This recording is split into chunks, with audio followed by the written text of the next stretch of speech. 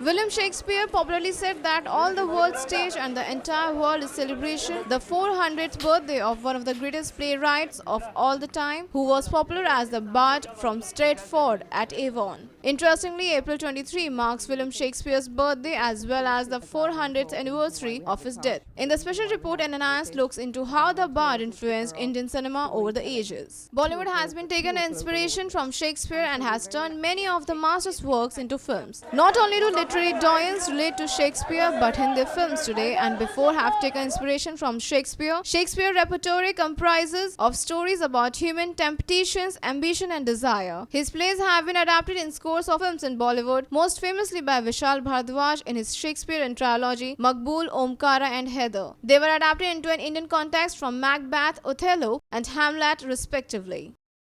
Vishal Bhardwaj will be taking his Shakespeare trilogy to London to be screened on April 29 and 30th at a celebration of Shakespeare's 400th death anniversary.